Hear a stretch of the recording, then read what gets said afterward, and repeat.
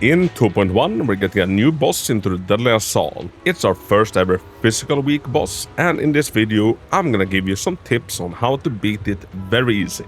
Hello friends, welcome to the channel, my name is Hako. So, new boss with new strategies, and it doesn't have an official name yet on the test server, so I have no idea what she will be called. But this is the boss, and it might be the coolest boss that they've ever given us. Now, first and foremost, the assault bosses are usually divided into either bosses that you're meant to deal with anomaly characters, or bosses you're meant to deal with attacker characters. And this new boss is meant to be dealt with anomaly characters. But attackers that are well invested enough, they can also deal with it. And the reason we want anomaly characters is because this boss gets an 8% bonus anomaly damage taken, stacking up to 6 times every time we afflict him with an attribute anomaly like Assault. These stacks, they get cleared whenever the boss puts on a Miasmic shield, which happens once, but for every stack that gets cleared, the Miasmic shield also takes 2.5% extra reduction, so we get rid of it easier.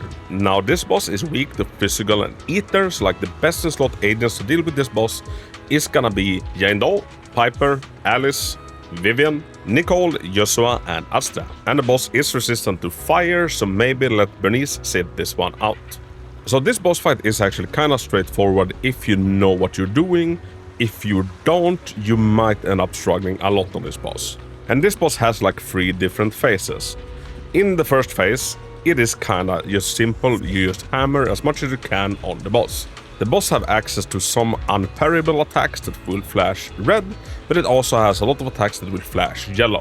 So as far as defensive assists goes, this is one of the more generous bosses. When the timer starts approaching 2 minutes, the boss will then put on a Miasma shield and then jump up on a ledge. From there, it will shoot out ranged attacks consisting of said Miasma shield. It will shoot out 5 projectiles, and now you need to be kinda quick on your dodge button so you don't get hit by them.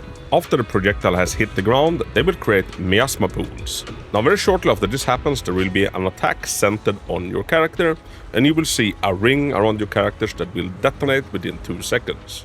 And now what we must do on this boss fight is that we must make sure that we detonate the Miasma pools that the boss put on the ground with the circle attack around us. And once again, you need to be quick on your perfect dodge in order to not get hit yourself.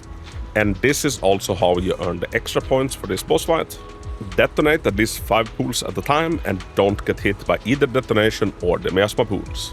Now the boss will repeat this pattern a few more times, and every time we do the same. Dodge the projectiles, blow up the Miasma pools, and rinse repeat until the boss jumps down. As soon as the boss jumps down, you need to get the hell out of dodge, because it is gonna do a very hard hitting attack centered around itself, and you need to like escape to the edges in order to not get hit by it. And as soon as the boss lands, he will also like pull you into the centers, so you must be ready to run right away. The boss will start charging up, and once the circle is filled, there will be a bunch of slashing attacks, and we want to avoid them. Now, apart from earning bonus points by clearing the Miasma puddles, it also has the added benefit of the boss not being able to absorb the puddles when it comes down.